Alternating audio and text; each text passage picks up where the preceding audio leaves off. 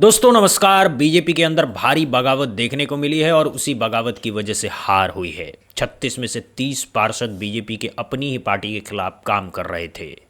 36 में से 30, ये तो कोई मामूली आंकड़ा नहीं है, ये तो पूरा का पूरा घर ही बगावती हो गया है। और बात यहीं तक नहीं रुकती।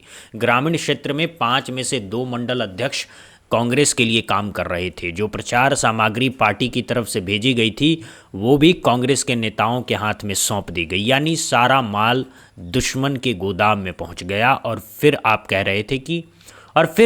रहे थे कि हम चुनाव जीतेंगे। अरे कैसे जीतोगे भाई साहब, जब घर के ही अंदर से सुरंग खुदी हो तो किला कैसे बचाओगे। तो क्या वाकई मोदी शाह का कंट्रोल अब पूरी तरह से खत्म हो रहा है।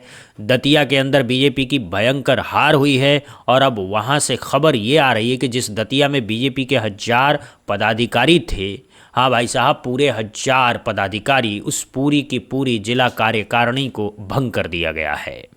2 दिन पहले तो अमित मालवीय साहब कह रहे थे कि ये तो कांग्रेस की सीट है।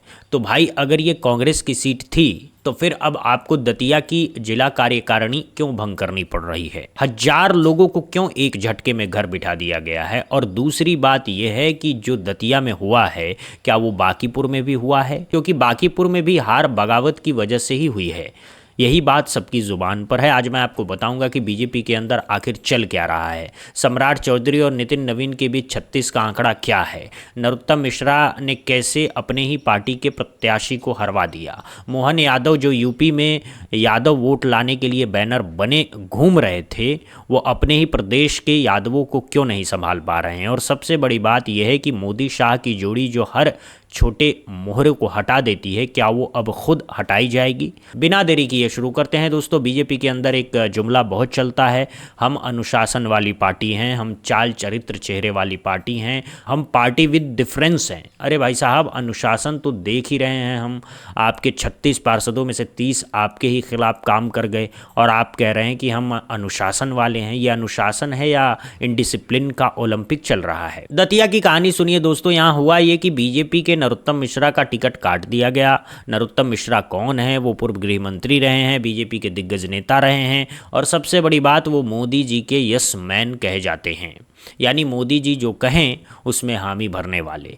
तो जब मोदी जी के यस मैन का ही टिकट कट गया तो बाकी लोगों की बात ही छोड़ दीजिए। टिकट मिला किसे? आशुतोष तिवारी को। आशुतोष तिवारी कौन है? यह है मंडल अध्यक्ष, एक मामूली मंडल अध्यक्ष। अब सोचिए, बीजेपी की सोच, एक पूर्व गृह मंत्री को हटा करके मंडल अध्यक्ष को टिकट दिया। कारण क्या था? कहा जा रहा था कि आशुतोष तिवारी मोदी जी की रैली में भीड़ जुटाने का काम करते थे, मंच सजाने का काम करते थे, यानी जो इवेंट मैनेजर का काम था वो करते थे। तो इनाम में उन्हें विधानसभा का टिकट थमा दिया गया। अब भाई साहब, भीड़ जुटाने वाला विधायक बन जाए तो बुरा नहीं है, लेकिन एक पूर्व गृह मंत्री को हटा करके ये तो सीधा सीधा अपमान था। और नरोत्तम मिश्रा इस अपमान को कैसे बर्दाश्त करते? वो चुप तो रहे, लेकिन अंदर ही अंदर तूफान चल रहा था। फिर हुआ क्या दोस्तों? चुनाव प्रचार शुरू हुआ। शुरू में तो नरोत्तम मिश्रा के समर्थक और उनके करीबी नेता खुलकर के पार्टी के लिए काम कर रहे थे। ऐसा लग रहा था कि सब कुछ ठीक है। लेकिन वोटिंग से 3-4 दिन पहले, यानी 30 जुलाई को वोटिंग थी, उससे 3-4 दिन पहले नरोत्तम मिश्रा जी ने पलटी मार दी और उनका पूरा गुट काम करना बंद कर दिया। दैनिक भास्कर ने बाकायदा रिपोर्ट छापी, उसमें साफ लिखा कि नरोत्तम मिश्रा जी पार्टी के पदाधिकारियों से मिलते थे, हाथ पकड़ पकड़ के मिलते थे, आंखों में आंखें डाल करके कहते थे कि बहुत मेहनत कर रहे हो। अब भाई साहब, ये बात जब कोई सीनियर नेता आंख में आंख डाल करके कहे कि बहुत मेहनत कर रहे हैं तो इसका मतलब क्या है? ये तो सीधा सीधा इशारा है कि भाई मेहनत छोड़ो, आराम करो। इसका सीधा मतलब ये होता है कि मेहनत बेकार है, अब वोट देने की ज़रूरत नहीं है। और यही संदेश पूरे कार्यकर्ता समझ गए और ये भी खुल के चला कि दादा का बदला लेना है, यानी नरोत्तम मिश्रा को दादा कहा जाता है और उनका बदला लेना है।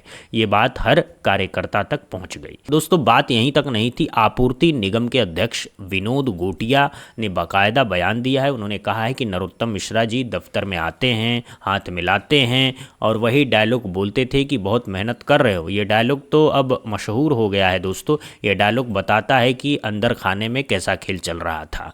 मंत्री राव प्रताप उदय सिंह ने भी बड़ा खुलासा किया। उन्होंने कहा कि जब पार्टी प्रत्याशी आशुतोष तिवारी दतिया मंडल के उद्घाटन में पहुंचे तो नरोत्तम मिश्रा अपने साथ पूरी भीड़ लेकर के वहां से निकल गए, यानी बेइज्जती का पूरा इंतजाम। यानी जब पार्टी का प्रत्याशी उद्घाटन कर रहा है तो नरोत्तम जी अपनी भीड़ लेकर के चले गए ताकि ये संदेश जाए कि यहाँ कोई नहीं है इसके साथ। ये होता है दोस्तों जब पार्टी अपने बड़े नेताओं का अपमान करती है। और सबसे मज़ेदार बात यह है कि ये सब चल रहा था और बीजेपी सोच रही थी कि हम चुनाव जीत जाएंगे। अरे भाई साहब, जब आपके ही 30 पार्षद आपके खिलाफ काम कर रहे हैं तो जीतोगे कैसे। और तो और ख़बर ये भी है कि नरोत्तम मिश्रा जी चुनाव प्रचार के समय भरी दोपहरी में अपने महल में आराम फरमाते थे। ये बात दैनिक भास्कर की रिपोर्ट में है। अब भाई साहब, जब आप महल में सो रहे हों और आपकी पार्टी बाहर चुनाव लड़ रही हो तो पार्टी हारेगी नहीं तो और क्या होगा। दोस्तों अब ज़रा दामोदर यादव जी की भी बात करते हैं। ये भी बहुत ही मज़ेदार कहानी है। दामोदर यादव आज़ाद समाज पार्टी के उम्मीदवार थे और उन्होंने 10,000 से ज़्यादा वोट झटक लिए। बीजेपी 6,000 वोटों से हार गई, यानी कि अगर ये 10,000 वोट बीजेपी को मिल जाते तो जीत जाती। लेकिन ये गए किधर, ये गए दामोदर यादव की तरफ। और ख़बर ये कि दामोदर यादव ही नरोत्तम मिश्रा जी की टीम के हैं। नरोत्तम मिश्रा ने ही उन्हें आज़ाद समाज पार्टी से मैदान में उतरवाया, यानी अपने ही पार्टी के वोट कटवाने के लिए तीसरा उम्मीदवार खड़ा करवा दिया। वाह क्या राजनीति है। ये हुआ अनुशासन वाली पार्टी में, ये हुआ पार्टी विद डिफरेंस में। अब बताइए दोस्तों, ये सब देखने के बाद बीजेपी ने क्या किया। बीजेपी ने मंगलवार को मुख्यमंत्री मोहन यादव के आवास पर 1 घंटे की बैठक की और उसके बाद दतिया जिला कार्यकारिणी को भंग कर दिया, यानी 1,000 लोगों को घर बिठा दिया। अब ये कमाल की बात है दोस्तों, जिस नरोत्तम मिश्रा जी ने पूरा खेल किया उन्हें कोई नहीं छू रहा है। गाज तो छोटे कार्यकर्ताओं पर गिर रही जो बेचारे रात दिन काम कर रहे थे, अब उन्हें ही बाहर कर दिया गया है। ये होता है दोस्तों, बड़े कर्मों की सजा छोटों को भुगतनी पड़ती है। हिम्मत है तो नरोत्तम मिश्रा को पार्टी से बाहर निकाल करके दिखाइए, तब देखते हैं क्या होता है। तब बाकी बड़े नेता भी सोचने लगेंगे कि हमारा नंबर भी आ सकता है और तब वो खुद अपना अलग रास्ता बनाएंगे।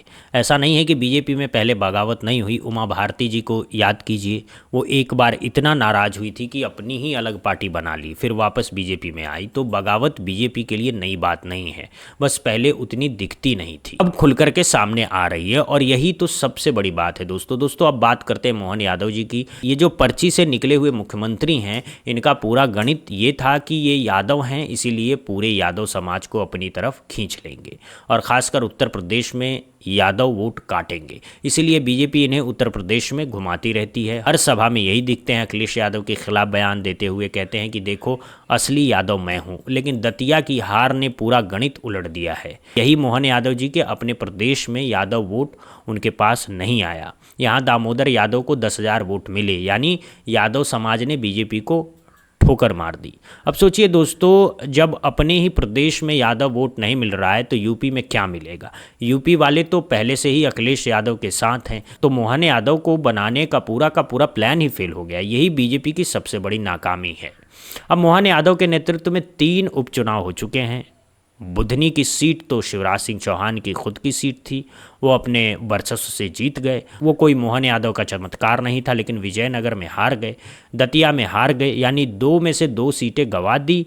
तो अब सवाल ये है कि क्या मोहन यादव जी पर भी गाज गिरेगी या फिर सिर्फ छोटे कार्यकर्ताओं को ही बलि का बकरा बनाया जाएगा। बीजेपी में यही होता आया है, बड़े लोगों को कुछ नहीं होता, गलती छोटे लोगों की मानी जाती है। दोस्तों एक बात जो सामने आई है वो है महिलाओं की नाराजगी। हाँ भाई साहब, जिन लाडली बहनाओं के भरोसे बीजेपी ने सरकार बनाई थी वो लाडली बहनाएं अब नाराज हैं। दतिया में 5 से 7% महिलाओं का वोट गिर गया है, यानी कम हो गया है। कारण क्या था? कारण था कि लाडली बहना योजना के जो वादे किए गए थे वो पूरे नहीं हुए।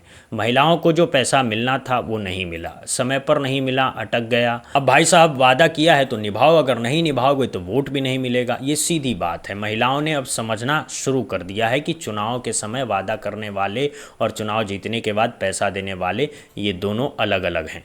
चुनाव जीतने के बाद तो सब भूल जाते हैं, तो अगली बार वोट क्यों दें? ये सवाल हर महिला के मन में उठ रहा है और बीजेपी को इसका जवाब देना पड़ेगा। दोस्तों अब बात करते हैं बांकीपुर की। बांकीपुर बीजेपी के राष्ट्रीय अध्यक्ष नितिन नवीन की सीट थी।